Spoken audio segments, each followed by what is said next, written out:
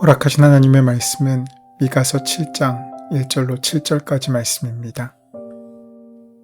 재앙이로다 나여 나는 여름 과일을 딴 후와 포도를 거둔 후 같아서 먹을 포도송이가 없으며 내 마음에 사모하는 처음 익은 무화과가 없도다.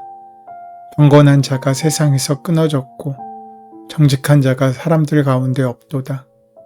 무리가 다 피를 흘리려고 매복하며 각기 그물로 형제를 잡으려 하고 두 손으로 악을 부지런히 행하는도다. 그 지도자와 재판관은 뇌물을 구하며 권세자는 자기 마음의 욕심을 말하며 그들이 서로 결합하니 그들의 가장 선한 자라도 가시 같고 가장 정직한 자라도 찔레 울타리보다 더하도다. 그들의 파수꾼들의 날, 곧 그들 가운데에 형벌의 날이 임하였으니 이제는 그들이 요란하리로다. 너희는 이웃을 믿지 말며 친구를 의지하지 말며 내 품에 누운 여인에게라도 내 입의 문을 지킬지어다. 아들이 아버지를 멸시하며 딸이 어머니를 대적하며 며느리가 시어머니를 대적하리니 사람의 원수가 곧 자기의 집안 사람이리로다.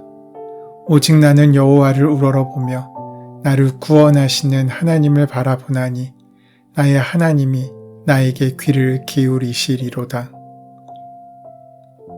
마지막 유월절을 지내시기 위해 예루살렘에 입성하신 예수님께서는 그 다음날 아침 열매를 얻기 위해 잎이 무성한 무화과 나무에 다가서셨습니다.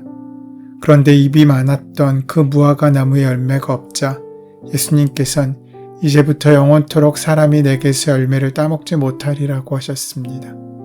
이는 열매를 맺을 수 없는 형식적인 종교 행위를 하고 있는 이스라엘을 향한 질타였습니다. 전날 예루살렘에 입성하시면서 예수님은 예루살렘 성을 바라보시며 우셨습니다. 왜 우셨습니까?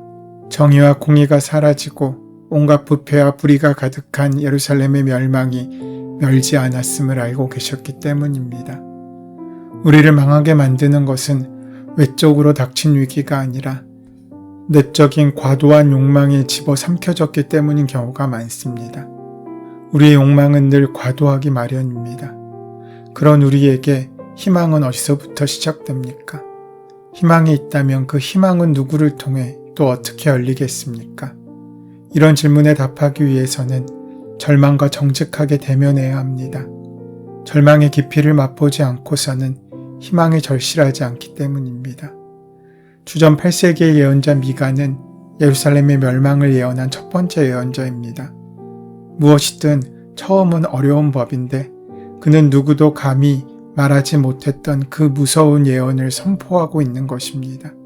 그것은 하나님의 말씀이 그에게 임하였기 때문입니다. 거짓 희망으로 좋은 말로 자기 시대 사람들에게 인기는 얻을 수 있어도 그들의 영을 흔들어 깨울 수 없었기에 그는 이스라엘 사람들의 존재의 터전을 흔드는 말을 하고 있는 것입니다. 미가는 7장 1절에서 탄식합니다. 재앙이로다.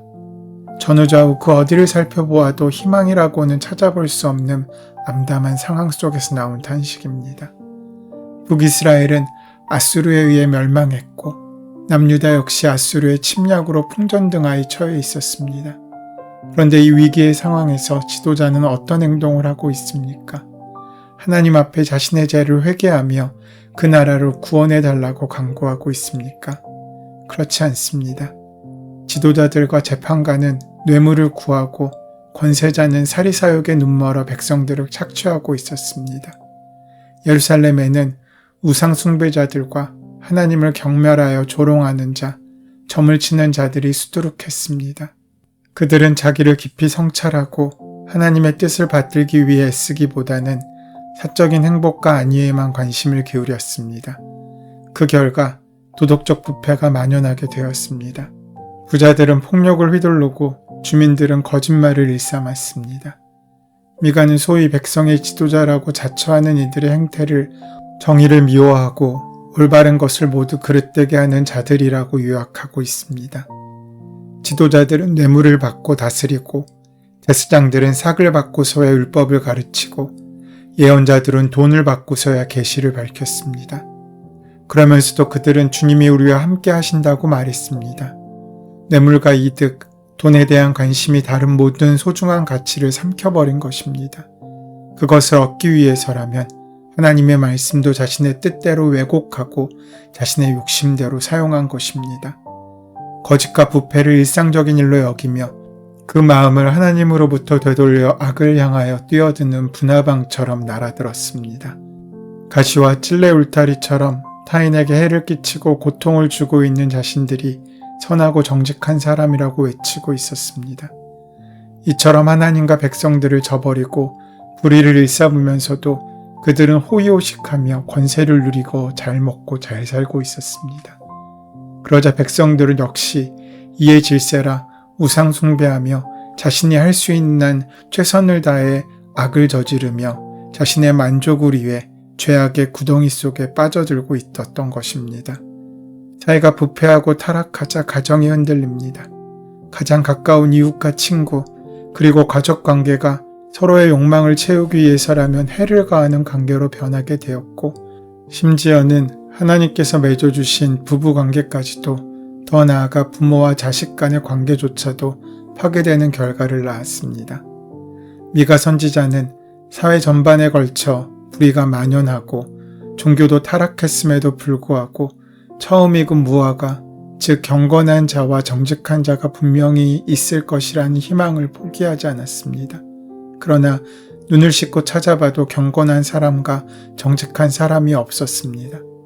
오히려 서로가 서로를 못 잡아먹어 으르렁대고 있었던 것입니다. 정의와 공의가 무너진 이스라엘에는 이제 파수꾼의 날, 형벌의 날, 즉 심판이 기다리고 있을 뿐입니다.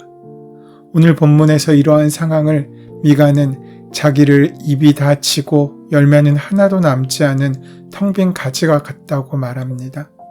열매가 없기에 자기에게 다가와 허기진 배를 채우는 사람도 없다는 것입니다.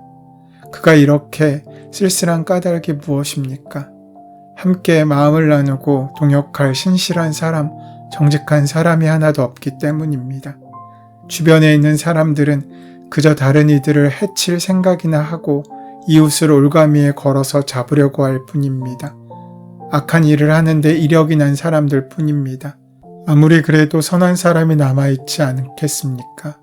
미가는 그중 낫다고 하는 이들조차 쓸모없는 잡초와 같고 가장 정직하다고 하는 이들조차 가시나무 울타리보다 더 고약하다고 말합니다. 그들은 능동적으로 죄를 짓지 않는지는 몰라도 누군가 자기에게 다가설라 치면 그 딱딱하고 뾰족한 가시로 위협합니다. 지독한 비관주의입니다. 지나칠 정도로 예민합니다. 하지만 그는 사람과 역사 속에 있는 어둠의 심연을 본 것입니다. 우리도 삶을 통해 경험하는 바이지만 세상에 다시 없을 것 같이 착한 사람도 어떤 때는 터무니없이 화를 내거나 욕심을 부리는 모습을 보기도 합니다. 이런 일을 여러 번 겪다 보면 인간에 대해 소망을 잃어버리고 비관적인 생각이 들게 마련입니다. 미가는 이웃을 믿지 말고 친구도 신뢰하지 말고 심지어는 품에 안겨 잠드는 아내에게도 말을 다 털어놓지 말라고 말합니다. 이 얼마나 당혹스러운 상황입니까? 그러므로 미가는 절규합니다. 재앙이로다. 현재는 어떻습니까? 같은 모습, 같은 상황이지 않습니까? 세계는 강대국의 자국 우선주의로 인해 그 어느 때보다 혼돈스럽고 어려운 상황에 처해 있습니다. 나라와 나라 사이의 신뢰와 상호 협약은 늘 우습게 여겨지고 늘 자국의 이익이 먼저 생각되어지고 그 이익을 위해서라면 한 번 한 약속도 아무 일 아닌 것처럼 깨버리는 것이 지금 현실의 세태이지 않습니까? 그렇다면 하나 되어야 할 나라 역시 분열되고 있지 않습니까? 정치는 편싸움에 몰두하다 못해 국민들 사이의 갈등을 조장해서 분열시키고 있습니다.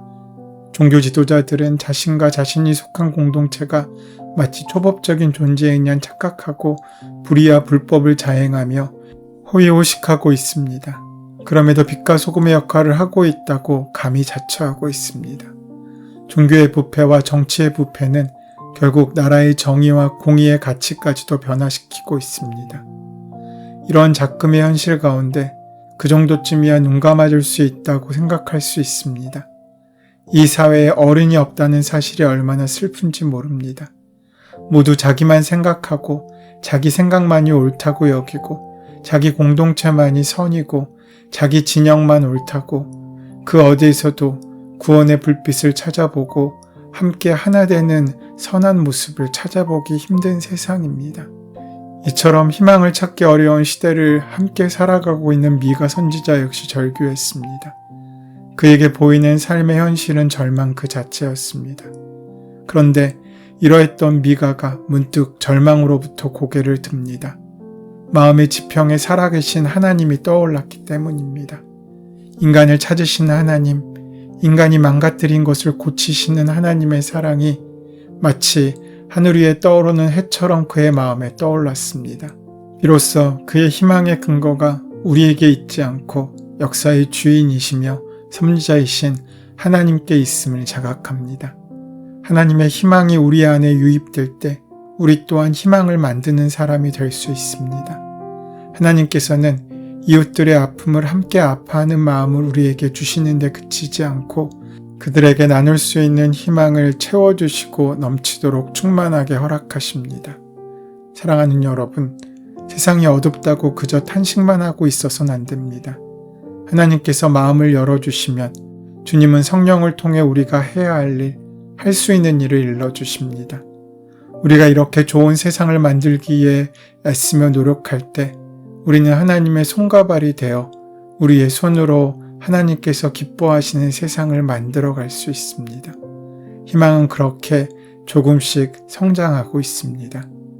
미가 선지자는 7절 말씀에 이렇게 선언합니다. 오직 나는 여호와를 우러러보며 나를 구원하시는 하나님을 바라보나니 나의 하나님이 나에게 귀를 기울이시리로다. 절망 가운데 희망이 있습니다. 세상을 바라보면 희망이 없지만 눈을 들어 하늘을 우러러보면 희망이 생깁니다. 바로 주님으로 말미암는 희망입니다. 우리의 소리에 귀를 기울여 주시는, 우리의 소리를 듣기 원하시는 하나님의 그 사랑이 우리에게 희망이 됩니다.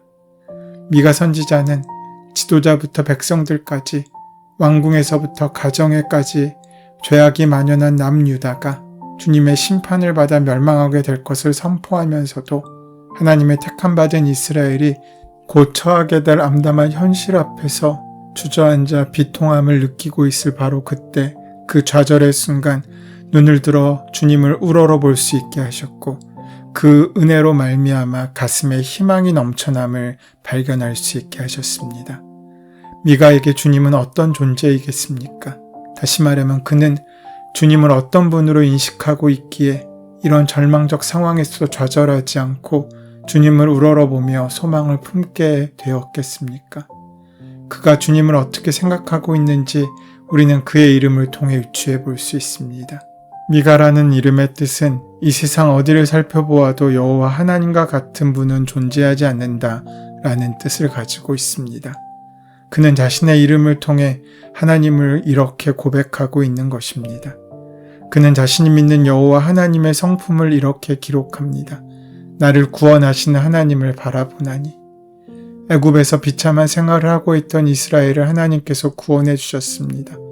그 암담하고 절망의 상황에서 하나님께 부르짖었더니 하나님께서 그 부르짖음을 들으시고 응답하신 것입니다.